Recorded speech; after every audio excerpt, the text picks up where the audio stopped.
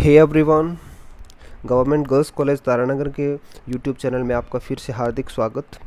Food and nutrition का ये अपना सेकंड वीडियो है। फर्स्ट वीडियो में हमने देखा था फूड के बारे में, फूड क्या होता है। उसके बाद हमने न्यूट्रिशन को डिस्कस किया था, इसकी डेफिनेशन और इसके ऑब्जेक्टिव्स। इसके बाद हमने फूड को क्लासीफाई किया था क्राइटेरिया के आधार पर।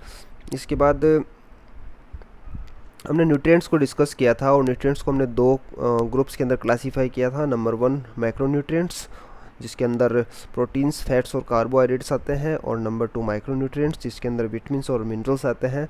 तो हमने लास्ट क्लास के अंदर कार्बोहाइड्रेट, प्रोटीन्स और फैट्स को डिस्कस किया था, इनके डिफरेंट सोर्सेज और डिफरेंट फंक्शंस और इनकी डेफिशिएंसी की वजह से होने वाले डिसऑर्डर्स को हमने डिस्कस किया था। तो आज हम माइक्रोन्यूट्रिएंट्स के अंदर विटामिन्स डिस्कस करेंगे। विटामिन्स कार्बनिक पदार्थ होते हैं और बॉडी को इनकी बहुत स्मॉल क्वांटिटी की रिक्वायरमेंट होती है। ये बॉडी की नॉर्मल ग्रोथ और कार्यों के लिए एसेंशियल होते हैं, अति आवश्यक होते हैं। इनकी डिस्कवरी हॉपकिंस द्वारा की गई थी और विटामिन टर्म फंक ने दिया था। अधिकांश विटामिन्स एसेंशियल होते हैं। एसेंशियल का मतलब इनको डाइट के साथ लेना होता है, बॉडी के अंदर सिंथेसाइज नहीं किए जा सकते। और जब फूड में इनकी कंप्लीट अब्सेंस होती है, फूड में जब विटामिन्स अब्सेंट होते हैं कम्प्लीटली, तो इसे एविटामिनोसिस कहा जाता है। विटामिन्स को दो कैटेगरी में डिवाइड किया जाता है on the basis of water solubility. पहली कैटेगरी है फैट सोल्यूबल, जिसके अंदर विटामिन ए, डी, ई और के आते हैं, और दूसरी कैटेगरी है वाटर सोल्यूबल, जिसके अंदर विटामिन बी कॉम्प्लेक्स और विटामिन सी आते हैं। जैसे कि हम देख रहे हैं कि विटामिन्स को इंग्लिश के अल्फ़ाबेट्स के अनुसार इनका नोमेनक्लेचर किया जाता है, और यह नोमेनक्लेचर जेसी ड्रुमोंड ने प्रपोज किया था। सो पहला विटामिन है vitamin A. Vitamin A generally दो फॉर्म्स में पाया जाता है। पहला फॉर्म रेटिनॉल और दूसरा फॉर्म बीटा कैरोटीन। तो रेटिनॉल एनिमल फूड जैसे कि liver, meat, fatty fishes, eggs और मिल्क फैट में प्रेजेंट होता है, जबकि beta carotene specially plant food के अंदर, प्लांट बेस्ड फूड के अंदर प्रेजेंट होता है, जैसे dark green leafy vegetables, bright yellow fruits. Vitamin A के अगर हम कार्यों की बात करें तो यह नॉर्मल विजन के लिए इम्पॉर्टेंट होता है, स्पेशली डार्क विजन के लिए, और यह ग्लैंडुलर और एपिथेलियल टिश्यू की मेंटेनेंस और रीबिल्डिंग में हेल्पफुल होता है। नॉर्मल स्केलेटल ग्रोथ के लिए नेसेसरी होता है, और यह एक एंटी इन्फेक्टिव एजेंट की तरह भी वर्क करता है। एक एडल्ट पर्सन को रेटिनॉल की 600 माइक्रोग्राम और बीटा कैरोटीन की 2400 माइक्रोग्राम पर डे रिक्वायरमेंट होती है। इसकी डेफिशिएंसी की वजह से कई डिसऑर्डर्स प्रोड्यूस हो सकते हैं, कई डिफेक्ट्स प्रोड्यूस हो सकते हैं, जिसमें पहला है नाइट ब्लाइंडनेस। नाइट ब्लाइंडनेस मतलब डिम लाइट में देखने की क्षमता ख़त्म हो जाती है, इसे हम नाइट ब्लाइंडनेस बोलते हैं। दूसरा है कंजक्टिवल जेरोसिस, जिसके अंदर कंजक्टिवा ड्राई और नॉन वेटेबल हो जाता है। उसके बाद बिटोट्स स्पॉट्स, ये एक्चुअल में कंजक्टिवा के ऊपर पाए जाने वाले ट्राइएंगुलर पियरली वाइट या फिर येलोइश फोमी स्पॉट्स होते हैं। कॉर्नियल जेरोसिस, इसके अंदर कॉर्निया डल हो जाता है, ड्राई हो जाता है और नॉन वेटेबल हो जाता है। और मोर एडवांस्ड कंडीशंस के अंदर कॉर्निया के अंदर अल्सर हो जाते हैं, कॉर्निया में घाव हो जाते हैं। कीरेटोमेलेशिया, इसके अंदर कॉर्निया सॉफ्ट हो जाता है और ये टूट भी सकता है। कॉर्नियल अल्सर्स, कीरेटोमेलेशिया की वजह से कॉर्निया के अंदर परफोरेशन हो जाता है, कॉर्निया छिद्रित हो जाता है, जिससे कॉर्नियल अल्सर्स हो जाते हैं और इससे परमानेंटली पर्सन ब्लाइंड हो जाता है। विटामिन डी, विटामिन डी भी दो इंपॉर्टेंट फॉर्म्स में पाया जाता है। पहला है कैल्सीफिरोल, जिसे हम विटामिन D2 बोलते हैं, और दूसरा है कोले कैल्सीफिरोल, जिसे हम विटामिन D3 बोलते हैं। कैल्सीफिरोल एक्चुअल में प्लांट स्टेरोल और अर्गोस्टेरोल से डिराइव होता है, जबकि कोले कैल्सीफिरोल एनिमल फैट और फिश ऑयल से डिराइव होता है। सनलाइट में प्रेजेंट अल्ट्रावायलेट रेज, पराबैंगनी किरणें, कोलेस्ट्रॉल को विटामिन डी में कन्वर्ट कर देती हैं। और अगर हम इसके फंक्शंस की बात करें तो यह इंटेस्टाइन के अंदर कैल्शियम और फॉस्फोरस के एब्जॉर्प्शन को प्रमोट करता है। इसके अलावा बोन डिसोल्यूशन और मिनरलाइजेशन को प्रमोट करता है। बच्चों में यह रिकेट्स से सुरक्षा करता है, इसकी कमी से बच्चों में रिकेट्स रोग हो जाता है। और यह फॉस्फेट के ट्यूबुलर रीअब्जॉर्प्शन को प्रमोट करता है, और कैल्शियम के रीअब्जॉर्प्शन इसके वेरिएबल इफेक्ट्स होते हैं, और इसकी वजह से बोन्स और टीथ में कैल्शियम का डिपोजिशन होता है। सोर्सेज, तो सनलाइट में प्रेजेंट अल्ट्रावायलेट रेज 7D हाइड्रोकोलेस्ट्रॉल को विटामिन D3 में कन्वर्ट कर देती हैं, तो इसलिए हम बोलते हैं कि धूप में बैठने से विटामिन डी प्राप्त होता है। एक्चुअल में धूप के अंदर कोई विटामिन डी नहीं होता है। धूप में बैठने से जो अल्ट्रावायलेट रेज होती है वो ये केमिकल रिएक्शन कैरी आउट करती है, इस केमिकल रिएक्शन को कैटलाइज करती हैं। फूड जो एनिमल ओरिजिन के होते हैं जैसे कि लीवर, एग योक, बटर, चीज़ और फिश की कुछ स्पीसीज़ के अंदर विटामिन डी प्रेजेंट होता है। एक एडल्ट को विटामिन डी की 2.5 mcg पर डे रिक्वायरमेंट होती है। इसकी डेफिशिएंसी की वजह से ब्लड के अंदर कैल्शियम और फॉस्फोरस का लेवल कम हो जाता है और बोन्स के अंदर कैल्शियम फॉस्फेट का डिपोजिशन कम हो जाता है। बच्चों में इसकी कमी से रिकेट्स रोग हो जाता है और बड़ों में इसकी कमी से ऑस्टियोमेलेशिया रोग हो जाता है। विटामिन ई का केमिकल नेम होता है टोकोफिरोल और यह एंटी स्टेरिलिटी विटामिन होता है क्योंकि फर्टिलिटी के लिए यह एसेंशियल होता है। यह एक एंटीऑक्सीडेंट की तरह वर्क करता है और अनसैचुरेटेड फैटी एसिड्स के ऑक्सीडेशन को रोकता है, रिड्यूस करता है। विटामिन ई के साथ सिलेनियम एक बहुत इंपॉर्टेंट एंटीऑक्सीडेंट रोल प्ले करता है और ऑक्सीडेशन से होने वाले लिपिड के डिस्ट्रक्शन को प्रिवेंट करता है। यह सेल मेम्ब्रेन्स की स्टेबिलिटी को मेंटेन करता है। विटामिन ई के सोर्सेज में जैसे प्लांट बेस्ड फूड के अंदर vegetable oils, hydrogenated fats, dark green leafy vegetables, nuts, whole grains और लेग्यूम्स, तो ये इसके अच्छे सोर्सेज होते हैं। इसके अलावा ऐसे फूड जो poly unsaturated fatty acids PUFA rich होते हैं तो वो विटामिन ई भी उनमें काफ़ी मात्रा में पाया जाता है।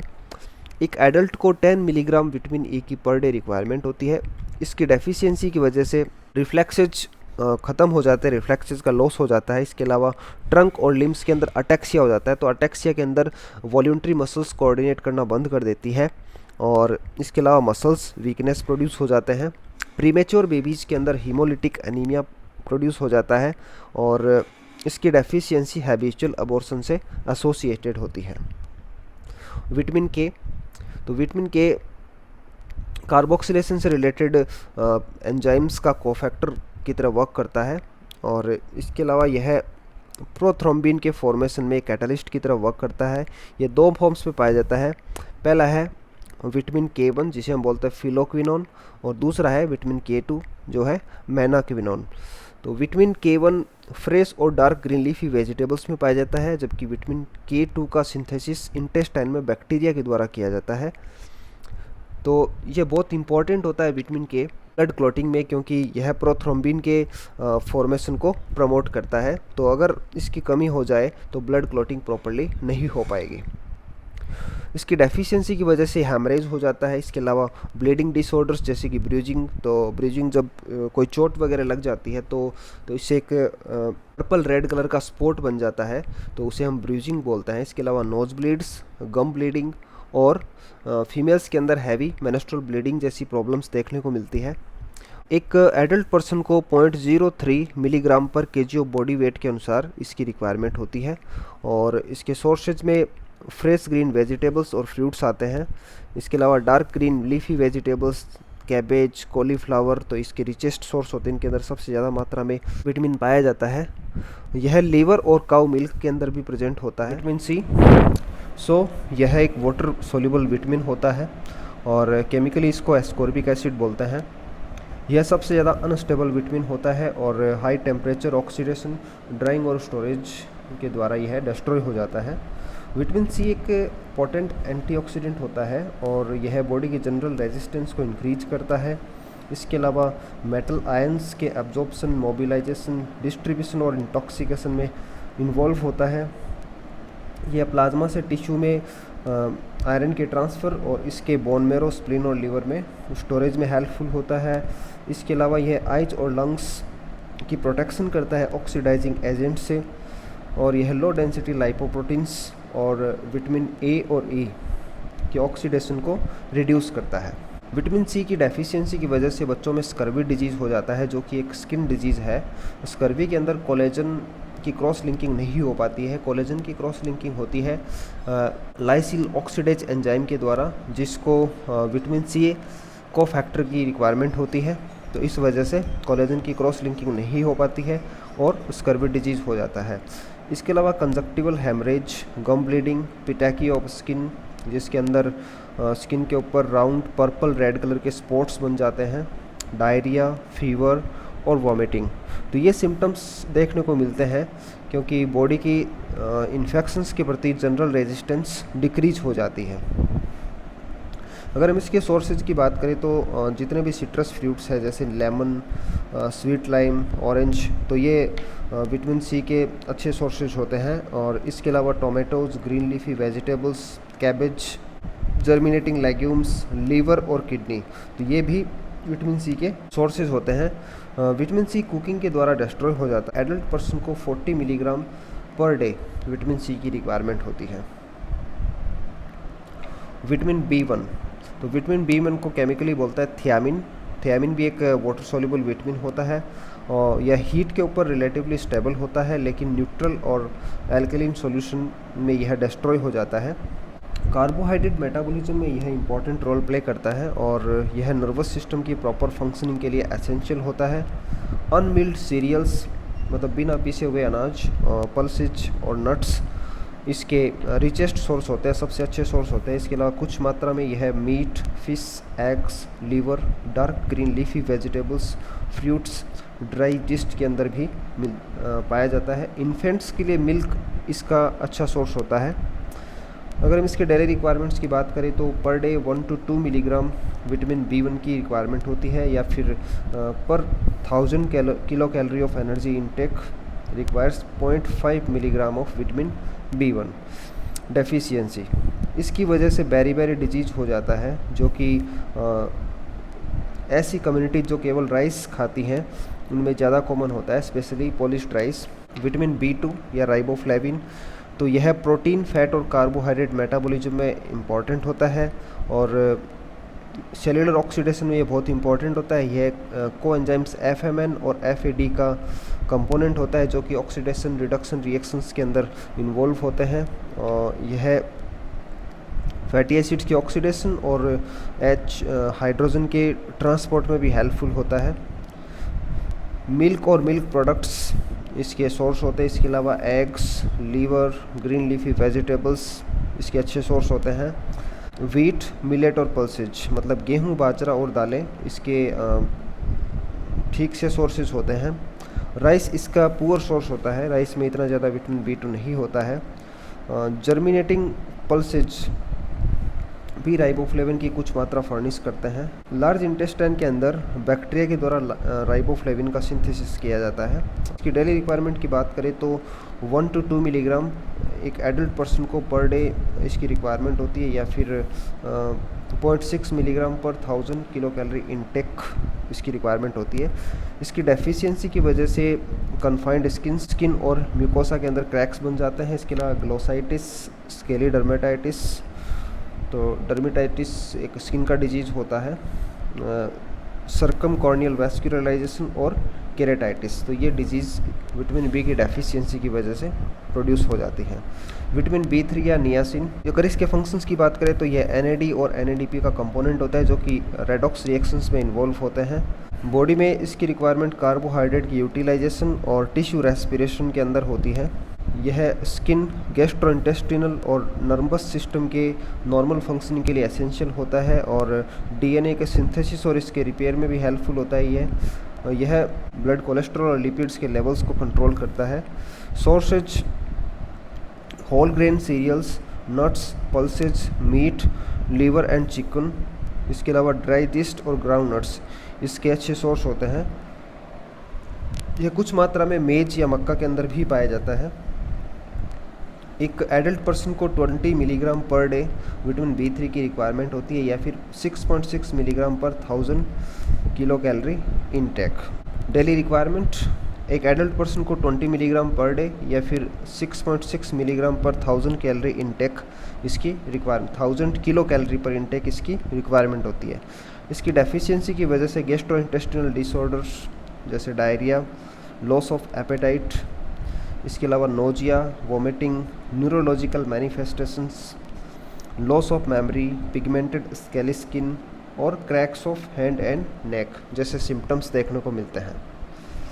Vitamin B6 pyridoxine, pyridoxine amino acids, fats और कार्बोहाइड्रेट के मेटाबॉलिज्म में इम्पॉर्टेंट रोल प्ले करता है और 1.5 to 2 मिलीग्राम पर डे एक एडल्ट को इसकी रिक्वायरमेंट होती है। Liver, meat, fish, whole cereals और लेग्यूम्स इसके सोर्सेज होते हैं। इसकी डेफिशिएंसी जनरली अनयूजुअल होती है, असामान्य होती है, क्योंकि मीट, फिश, लेग्यूम्स और सीरियल्स के अंदर पायरिडॉक्सिन पाया जाता है, लेकिन कुछ केसेस के अंदर इसकी कमी हो जाती है, जिससे कॉन्वुल्जन्स, लॉस ऑफ वेट और एब्डोमिनल डिस्ट्रेस जैसे सिम्टम्स देखने को मिलते हैं। विटामिन B7 या बायोटीन, यह फैट और कार्बोहाइड्रेट मेटाबॉलिज्म में इम्पॉर्टेंट होता है और कार्बोक्सिलेज एंजाइम में एक प्रोस्थेटिक ग्रुप की तरह वर्क करता है। Egg yolk, liver, kidney, milk, yeast और सीरियल्स इसके अच्छे सोर्सेज होते हैं। अगर इसके डेली रिक्वायरमेंट्स की बात करें तो 0.5 मिलीग्राम पर डे इसकी रिक्वायरमेंट होती है। इसकी डेफिशिएंसी की वजह से डर्मेटाइटिस, मस्कुलर पेन और वेट लॉस जैसे सिम्टम्स देखने को मिलते हैं। विटामिन B9, फोलिक एसिड, यह DNA सिंथेसिस के लिए एसेंशियल होता है और रेड ब्लड सेल्स के फॉर्मेशन के लिए भी इसकी रिक्वायरमेंट होती है। Green leafy vegetables, liver, egg, pulses, cereals, nuts, whole grain और ऑयल सीड्स इसके सोर्सेज होते हैं। एक एडल्ट पर्सन को 100 microgram per day vitamin B की रिक्वायरमेंट होती है। प्रेग्नेंट वुमेन को इसकी रिक्वायरमेंट ज़्यादा होती है, approximately 300 microgram per day. Folic acid pregnant women के लिए बहुत इंपॉर्टेंट होता है, ब्रेन के डेवलपमेंट के लिए बहुत इंपॉर्टेंट होता है। इसकी डेफिशिएंसी की वजह से स्पाइना बाइफिडा जैसे रोग हो जाते हैं, जिसके अंदर न्यूरल ट्यूब अच्छे से क्लोज नहीं हो पाता है। इसके अलावा लैक्टेटिंग वुमेन, ऐसी वुमेन जो ब्रेस्ट फीडिंग करती है, तो उनको एडिशनली 50 माइक्रोग्राम विटामिन B की रिक्वायरमेंट होती है। 50 माइक्रोग्राम विटामिन B एक्स्ट्रा चाहिए होता है। चिल्ड्रन को इसकी रिक्वायरमेंट 100 माइक्रोग्राम पर डे होती है। विटामिन B12 दैट इज़ साइनोकोबालेमिन, यह DNA के सिंथेसिस और फैटी एसिड्स के सिंथेसिस के लिए नेसेसरी होता है। इसके अलावा यह कार्बोहाइड्रेट, फैट और प्रोटीन मेटाबॉलिज्म में भी अपना इम्पॉर्टेंट रोल प्ले करता है। रेड ब्लड सेल्स के फॉर्मेशन के लिए इसकी रिक्वायरमेंट होती है। लीवर, एग्स, फिश और मिल्क इसके सोर्सेज होते हैं। जब इसको ओवर कुक कर दिया जाता है, ज़्यादा पका लिया जाता है, तो इसकी पोटेंसी, इसकी क्षमता ख़त्म हो जाती है। एक एडल्ट पर्सन को 1 माइक्रोग्राम विटामिन B12 की रिक्वायरमेंट होती है और चिल्ड्रन को 0.2 to 1 microgram vitamin B12 per day required होता है। इसकी डेफिशिएंसी की वजह से मेगलोब्लास्टिक एनीमिया और DNA इम्पेयर्ड हो जाता है, जिससे RBCs मैच्योर नहीं हो पाती है और जिससे एनीमिया डेवलप हो जाता है। तो नेक्स्ट क्लास के अंदर हम डिस्कस करेंगे मिनरल्स। आज के इस लेक्चर में हम इतना ही डिस्कस करेंगे। Thank you so much.